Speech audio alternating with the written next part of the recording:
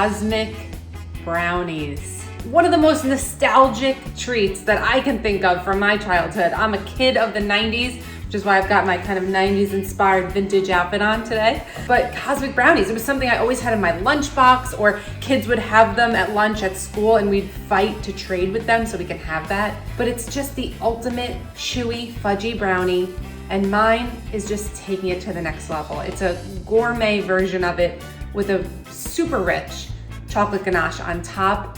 It is pretty darn easy. It starts with our sugar and butter.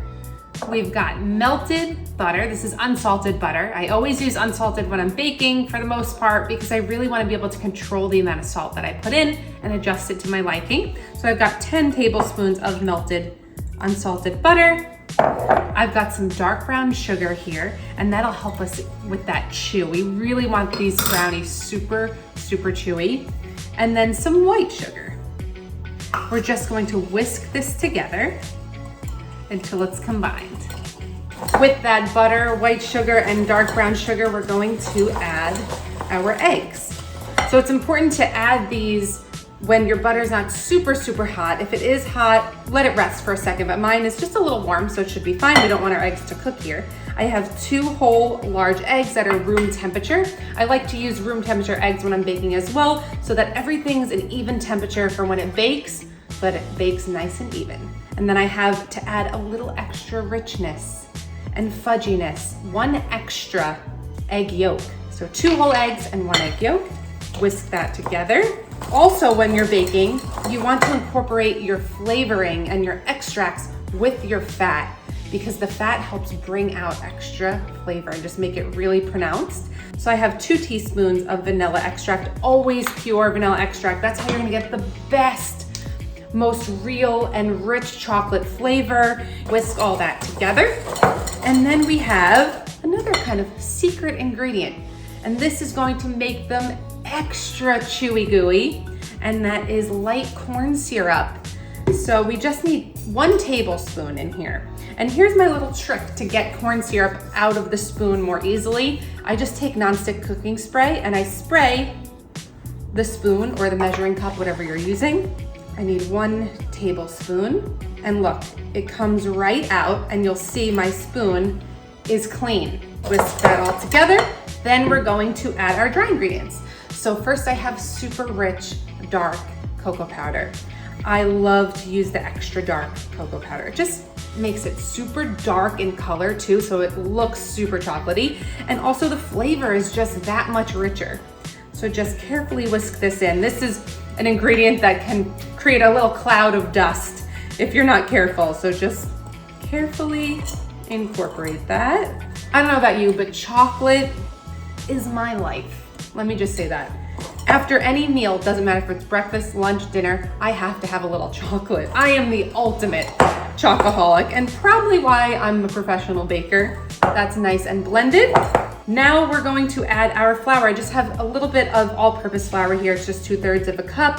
So we just want 2/3 of a cup of flour so everything binds together, but we don't want it to be too much or else it'll be dry. And then we're going to add salt. I always add a pretty good amount of salt in my baked goods just so we get ample flavor. I also love to bake with fine table salt because I find it incorporates a little bit better than a kosher salt would, and also the flavor, it really pops. Time to prepare our baking pan. This is just an 8x8 square baking pan. I'm going to spray it with nonstick cooking spray a little bit first, and then I'm actually going to do double duty here. I'm going to put parchment paper as well. So this will just make sure you can release everything really nicely, but you just want it a little bit bigger than your pan. And then here's a little trick. Once it's about 1 inch bigger than your pan, I cut little slits down each corner, like so. Just straight down about 1.5 inches on each side, okay? Then when you put it in the pan, it perfectly tucks itself in the corners, so you don't get a weird edge. You get still a pretty straight edge in the corners. And then I'll just spray a little more cooking spray, just so we make sure everything releases beautifully. And then let's pour our batter inside. and try to spread it as evenly as possible. Little offset spatula. I use this thing for a lot of things in my kitchen. Great tool to have, super inexpensive. Just move the batter around and try to get it to the corners. Make sure your oven is preheated on 350 degrees. I have a pretty powerful convection oven, so I'm gonna put mine on 325. This way nothing gets too dried out or scorched on the outside. I do want it really fudgy, as I've mentioned. Our batter is spread out and ready for the oven, but this is really important. Every oven is so different, and so we need to check on these at about 15 minutes because maybe your oven runs a little bit high and we don't wanna risk overcooking our brownies. So I'm gonna check it at 15 minutes. It may go between 15 and 20 minutes, depending on your oven. But what you're gonna look for is that the top is less shiny. It looks like it's set and has kind of a dry top, and the edges are slightly cracked. But you just want it just baked and just set, because you'll also experience some carryover cooking time, so the pan will still be hot when you take them out, and it might continue to cook a few more minutes, and we don't wanna dry them out. We want them really chewy and gooey, right? It's time to make the ganache. So it's very simple. It's 2 ingredients: semi-sweet chocolate chips and heavy cream. 1.5 cups of chips and 1/2 cup of heavy cream. Your ratio here is very important because you can make a very kind of stiff and crunchy ganache, or you can make a super creamy ganache. This we want somewhere in between. We don't want it pourable, right? We want it to be able to set and be just that extra fudgy layer on top without being too loose or too crunchy. We need that perfect cosmic brownie texture. So 1.5 cups chips and 1/2 cup of heavy cream. We're gonna microwave the heavy cream for 1 minute until it's really hot. Our heavy cream is piping hot. We're just going to pour it over our chocolate, and then we're gonna let it sit for 1 minute just so everything can kind of melt and come together and be stirrable. Our chocolate is melty. Now just stir. You can use a little whisk or a spatula like I'm doing and just incorporate that heavy cream into the chocolate. It'll create this perfectly silky, spreadable ganache. I just took the brownies out of the oven. They smell insane. Oh. Now, this is the challenge. Not eating it before we let it cool and put the topping on. This is the kind of brownie that you actually want to cool to room temperature. Although we love a warm, gooey brownie, this is not that. It's still gonna be gooey and fudgy, but it won't be warm. You want this to cool until it's room temperature. It might take an hour or 2, and then we'll be able to top it with that ganache and those colorful cosmic chips. Just pour that beautiful ganache right over the top. If it started to kind of set and seize up a bit while your brownies were cooling, just stick it in the microwave for about 15-20 seconds. And you can see I still have the brownies in the pan. This just helps everything kind of stay in its beautiful square shape. Just a nice even layer. And then take your cosmic chips. I actually get these on Amazon. You can order them online on several websites, but just type in candy coated chocolate chips and just sprinkle them. You can put as much or as little as you'd like. I just like to do them kind of sporadic. And here's where you can also get creative or seasonal with your brownies. Look at that.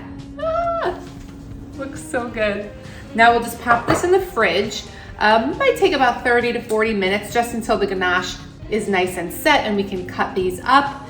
It's been about an hour and a half and we're ready to cut. Look at that. The parchment paper helps us release these with ease. So you can cut them as large or as small as you like. I'm going to cut them kind of the traditional cosmic brownie size and shape. And you can trim off the edges a bit. Oh my God, look at that. Talk about fudgy.